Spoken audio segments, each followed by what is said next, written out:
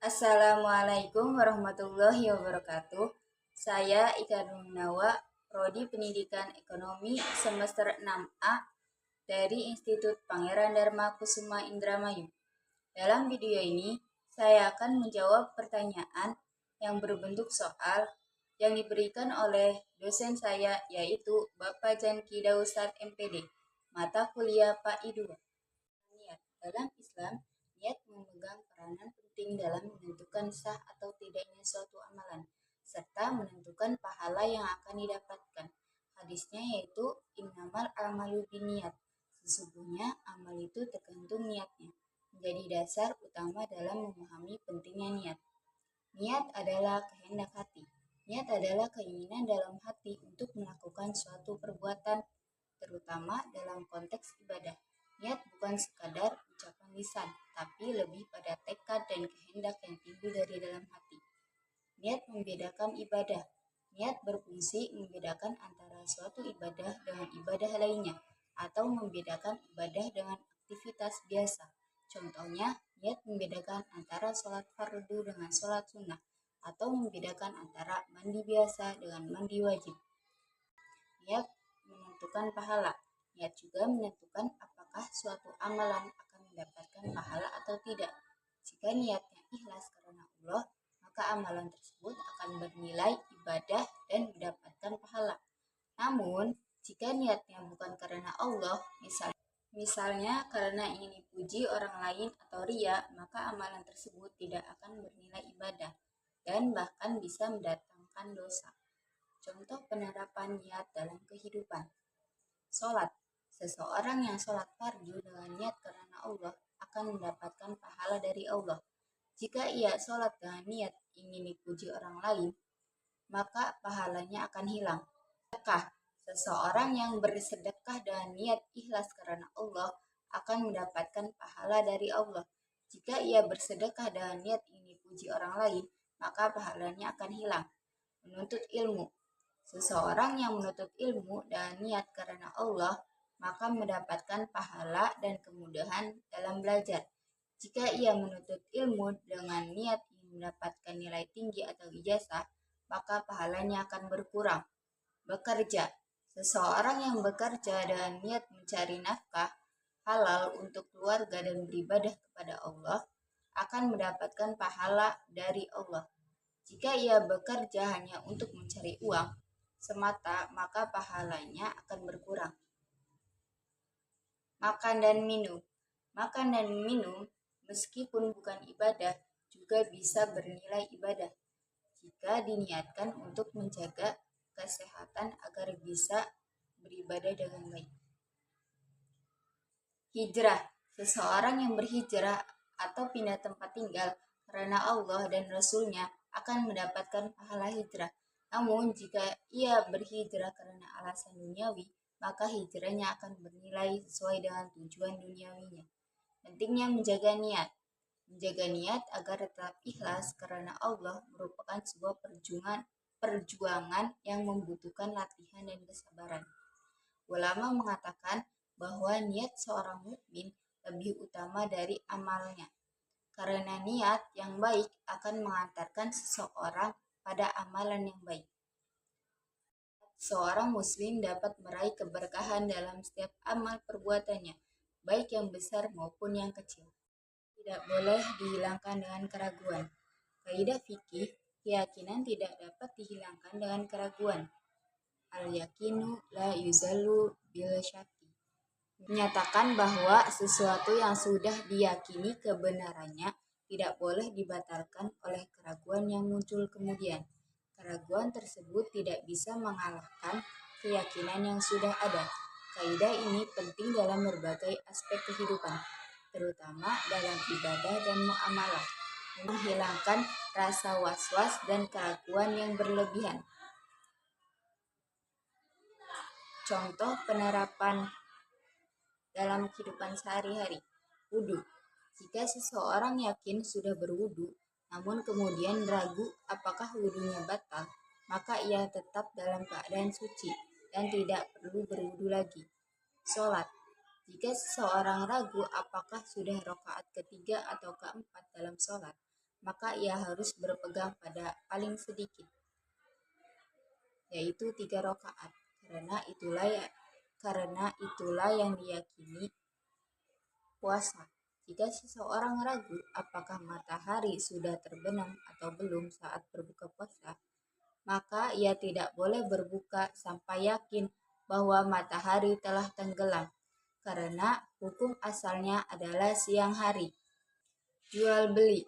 Jika ada keraguan dalam transaksi jual beli, maka transaksi tersebut dianggap sah selama tidak ada bukti kuat yang membatalkan keyakinan awal.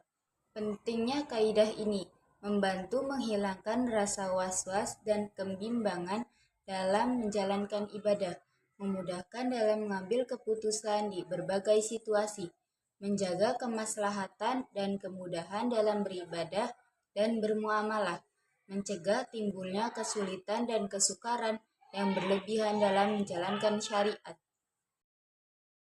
Kemudorotan hendaklah dihilangkan. Kaidah ad-daroru yuzallu dalam fikih berarti bahaya harus dihilangkan. Ini berarti bahwa jika ada suatu hal yang menimbulkan kerugian atau bahaya, maka upaya harus dilakukan untuk menghilangkan atau mengurangi bahaya tersebut. Prinsip ini berlaku untuk berbagai aspek kehidupan, baik dalam ibadah, muamalah, atau transaksi, maupun masalah sosial. Kaidah ini didasarkan pada prinsip bahwa Islam mengajarkan kemaslahatan dan menolak kemudorotan. Mencegah bahaya lebih diutamakan daripada menarik manfaat. Oleh karena itu, jika ada suatu keadaan yang menimbulkan kerugian, maka menghilangkan kerugian tersebut adalah suatu keharusan. Contoh-contoh penerapan kaidah ini dalam kehidupan sehari-hari.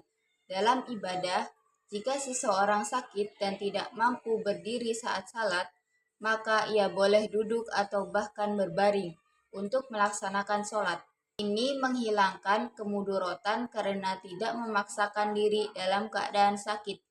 Dalam muamalah, jika seseorang membeli barang yang cacat, ia berhak mengembalikannya dan meminta ganti yang baru, atau meminta pengembalian uang. Ini menghilangkan kemudorotan akibat barang yang tidak sesuai dengan perjanjian. Dalam masalah sosial, pemerintah berhak melarang seseorang menimbun barang kebutuhan pokok karena dapat menimbulkan kelangkaan dan kenaikan harga yang merugikan masyarakat. Ini menghilangkan kemudorotan akibat tindakan yang mementingkan diri sendiri dalam hubungan suami istri. Jika seorang suami tidak menafkahi keluarganya dan tidak ada kabar berita, istri berhak menuntut cerai untuk menghilangkan kemudorotan yang dialami. Dalam lingkungan, seseorang yang memiliki talang air yang mengalirkan air ke jalan umum, pemerintah berhak menyuruhnya untuk memperbaiki talang tersebut agar tidak menimbulkan bahaya bagi pengguna jalan. Dalam keadaan darurat, jika seseorang dalam keadaan lapar berat, ia boleh memakan makanan yang sebenarnya haram seperti bangkai untuk menghilangkan bahaya kelaparan, namun sebatas untuk menghilangkan rasa lapar tersebut. Kaidah ini tidak berarti menghilangkan segala bentuk kesulitan. Beberapa kesulitan mungkin harus dihadapi untuk mencapai kemaslahatan yang lebih besar.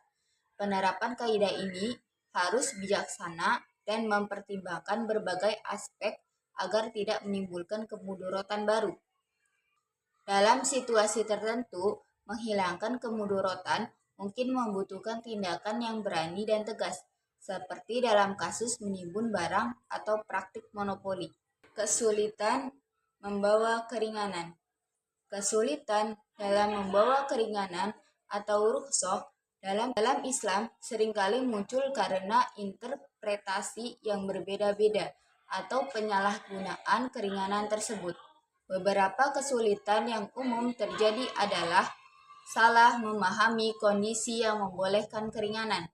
Tidak semua kesulitan otomatis membolehkan keringanan. ada batasan dan ketentuan tertentu yang harus dipenuhi agar seseorang berhak mendapatkan keringanan. Penyalahgunaan keringanan.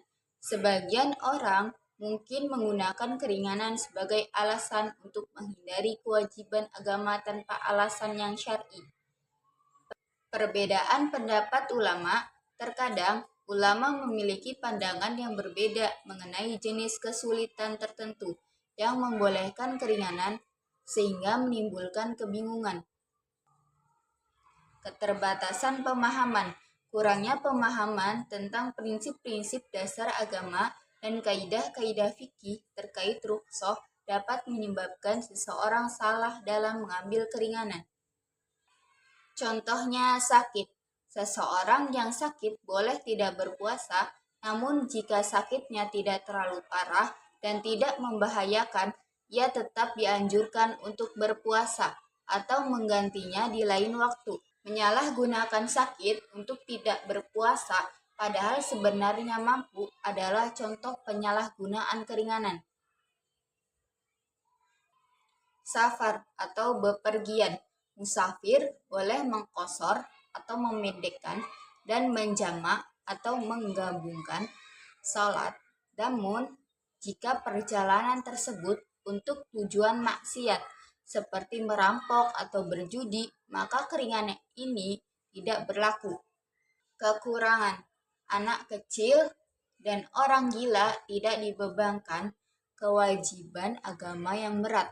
Namun, jika mereka melakukan sesuatu yang dilarang, tetap ada konsekuensi yang harus ditanggung, meskipun tidak seberat orang dewasa yang mukallaf. Terpaksa atau ikrah. Jika seseorang dipaksa melakukan sesuatu yang haram, ia tidak berdosa jika tidak ada pilihan lain. Namun, jika ada pilihan lain yang lebih ringan, ia tetap harus memilih yang lebih ringan. Penting untuk memahami bahwa keringanan dalam Islam diberikan untuk memudahkan umat dalam menjalankan ibadah, bukan untuk mencari-cari alasan untuk meninggalkan kewajiban. Setiap orang perlu memahami kondisinya dengan baik dan berkonsultasi dengan ulama yang terpercaya untuk mendapatkan bimbingan yang tepat dalam menerapkan keringanan. Adat diterima sebagai hukum. Hukum adat adalah serangkaian aturan dan norma yang berlaku dan diakui dalam suatu masyarakat. Meskipun tidak tertulis dalam undang-undang formal, adat diterima sebagai hukum ketika suatu kebiasaan dilakukan secara berulang-ulang dan masyarakat meyakini sebagai aturan yang mengikat dan harus dipatuhi. Contohnya, adat Batak mengenai pembagian warisan. Dalam adat Batak, pembagian harta warisan seringkali mengikuti aturan adat yang telah berlaku turun-temurun, bukan semata-mata berdasarkan hukum waris yang tertulis. Adat Bali mengenai upacara ngaben. Upacara ngaben yang merupakan upacara kematian dengan membakar jenazah adalah bagian dari hukum adat Bali yang diikuti dan dihormati oleh masyarakat Bali sebagai bagian dari keyakinan agama Hindu mereka. Adat di berbagai daerah mengenai perkawinan dan pemakaman. Banyak daerah di Indonesia memiliki upacara adat khusus untuk perkawinan dan pemakaman yang diikuti oleh masyarakat sebagai bagian dari adat istiadat mereka. Hukum adat di suku Asmat, Papua mengenai kepemilikan tanah, perkawinan, dan penyelesaian konflik. Hukum adat di suku Asmat mengatur berbagai aspek kehidupan masyarakat, termasuk kepemilikan tanah, perkawinan, dan penyelesaian sengketa. Dan aturan-aturan ini dihormati dan diikuti oleh masyarakat suku Asmat. Aturan adat mengenai pembagian hasil pertanian di kalangan petani. Di beberapa daerah ada aturan adat mengenai pembagian hasil pertanian antara pemilik lahan dan petani menggarap yang telah berlaku turun-temurun dan diakui oleh masyarakat setempat. Aturan adat mengenai gotong royong dalam masyarakat. Gotong royong atau kerjasama dalam mengerjakan suatu pekerjaan merupakan adat yang berlaku di hampir seluruh wilayah Indonesia dan menjadi bagian dari hukum adat yang diakui. Penting untuk dicatat bahwa hukum adat seringkali tidak tertulis, namun memiliki kekuatan mengikat yang kuat karena didasarkan pada tradisi, kepercayaan, dan nilai-nilai yang dipegang teguh oleh masyarakat. Selain itu, hukum adat juga dapat menjadi pelengkap atau bahkan penyesuaian terhadap hukum positif yang berlaku secara nasional, terutama dalam hal-hal berkaitan dengan kearifan lokal dan kebiasaan masyarakat setempat.